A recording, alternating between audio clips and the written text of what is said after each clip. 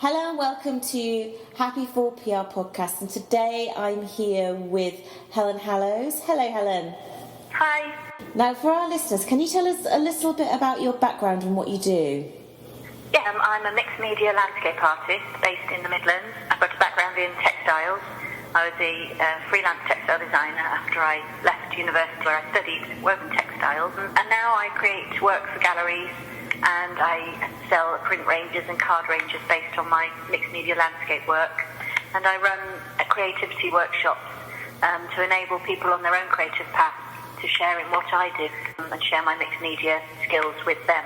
So describe a little bit about your process and what you do. I feel that I capture moments in time. So when I'm out and about in the landscape and I have a deep connection with nature, there are little light bulb moments where I think, wow, I need to capture this. We lead such busy lives that often we don't take that time to just stop. And so my art is a continuation of that. It's a moment in time captured. And I tend to just sketch very simply when I'm in nature and just record that moment, the colours, the senses, what it meant to me, and I take all that back to the studio where I work that up into a finished piece. Describe your art medium. I work in mixed media, and that's kind of grown over time. So I've used different media at different stages of my art development, and now I use different media in the piece to help me express the landscape. So I work with paint and ink, mainly acrylics, to create a background, and onto that I work with collage, with papers that I collect that help tell the story of the place, and also papers that I create in the studio with different techniques to make marks and capture the textures and colours of the landscape. And finally I stitch into that. It's a thread that's come through me as a textile designer, and it's an extra drawn line into that final image. So mainly it's papers built up and then stitched into.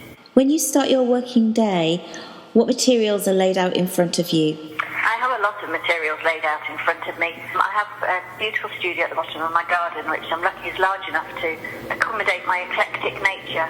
I have acrylic inks, I have trays of acrylic paints, I work on papers, so I also have drawers full of papers which I've coloured and textured and found, and that I can then draw from to help the narrative of the picture. And I have a sewing area where I have a machine that I stitch with into the pictures that I create. Lovely.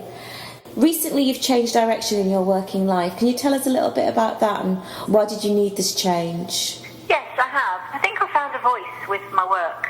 I found something within myself through creating the landscapes. I've always been very interested in memory, and I've always been interested in stopping time, in slowing time, and that art captures a moment.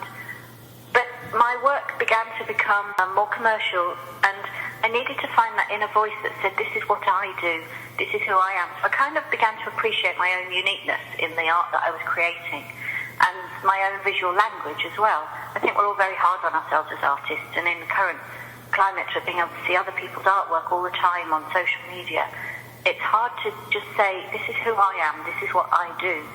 And in working with people at workshops, I found that they were lacking that sense of their own voice as well, and I wanted to help enable that. So my work's become more about the wider, holistic creativity of myself and of other people, and being able to offer an art retreat is a way of me sharing that further, sharing where my connection to nature is, what it means to me, and to be able to help other people have a connection with their art that's more than just putting a mark on a piece of paper. So tell us about this art retreat that you're doing this year in July. Well, I'm extremely excited to be able to take the workshops that I do and to take it into nature. The retreat I'm running is in July. It's on the 9th, 10th and 11th of July, which runs over a weekend and into a Monday. And it's in Iron, which is above Dovedale in Derbyshire, so the heart of the Peak District, in a beautiful farm setting of traditional stone farm that's run by a family, their bed and breakfast and holiday retreat. And they have a stone barn which they use for weddings, and we will be able to use as a studio whilst we're there.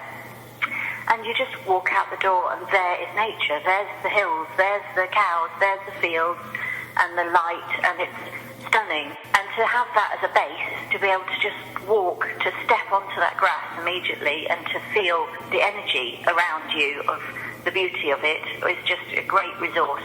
And there's going to be lunch provided and walks, and it's a lovely environment for just getting away and being at peace with yourself so that you can find that space to create, which we all crave.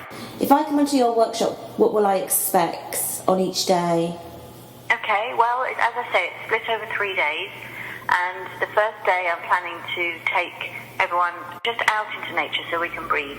I've named the retreat Back to Nature, and for me that is the source of my creativity, and I think the source of many people's creativity. It's that link with who we've always been. The first day will be wellies on if it's raining, or sun hats on if it's sunny, and out into nature with our sketchbook and some simple drawing materials, just to experience nature, to talk about what it means, to start looking, to kind of open our eyes to what's available, and to look through the way I see nature, the way I see landscape, and to start recording that. So it'll be as much about looking as it is about recording. And so if people want to bring cameras, they can, to take photos of the landscape and the details of the landscape, but I'll be encouraging people to draw. So sometimes that means getting people through their fear of drawing, but enabling people's visual language to come to the fore. And we'll be taking that back into the studio after the first day, and then working with creating the textures and the colours from what we saw. So using the mark-making techniques, using print techniques and painting techniques to create a range of collage papers to use in the final pieces that we are going to produce. So on the second day, I'll be doing demonstrations in the morning, sharing the techniques that I use in my work and teaching those so that they're there as a resource for the afternoon session where people can spend time experimenting with those techniques and playing, no pressure, just playing with ideas about mixed media artwork. So on day 3, we can then feed those into creating a final piece of work based on the landscape drawings we did on the first day and the mark making and textual work we did on the second day, so that at the end of the third day there'll be a collage landscape to take home. And hopefully a whole host of techniques, ideas, new ways of working, which can feed into people's own creative work, and so that they can feel enabled to carry on their creative journey. It sounds amazing.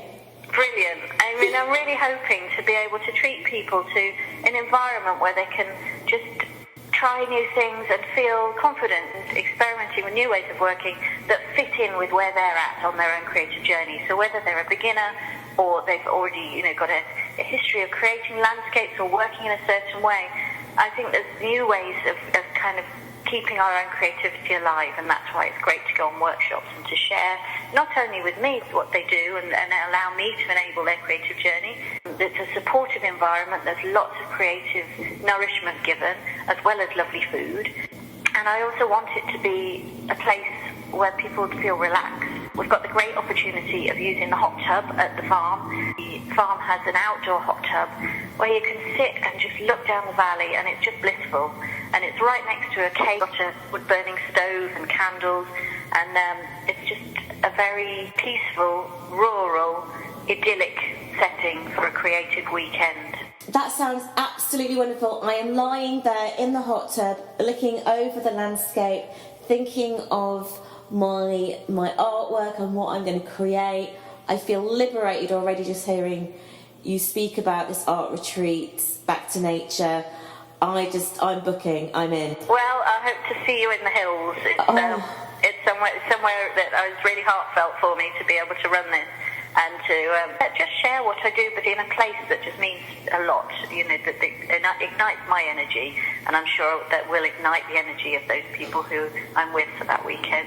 Just sounds so peaceful and lovely. Where do we book? Okay, well, I've got my website, which is www.helenhallows.com, and on there you'll find the tab which says workshops and holidays, and it's got all the details. And my contact details are there, so please ask any questions, and the booking details are available. The fee is for tuition over the 3 days, and that allows local people in Derbyshire to attend on a day basis only, and those coming from further afield to be able to book their own accommodation. It's a very thriving tourist area, so there's a good range of accommodation, from youth hostels, camping, through to beautiful B&Bs and boutique hotels. So you can come for a holiday, stay for the week, and spend the 3 days with me drawing and creating in the landscape. That sounds wonderful. Thank you very much, Helen. Thank you. Hope to see you soon. If you would like to know more about Helen Hallows' courses and the art retreat, please go to www.helenhallows.com. Thank you for listening.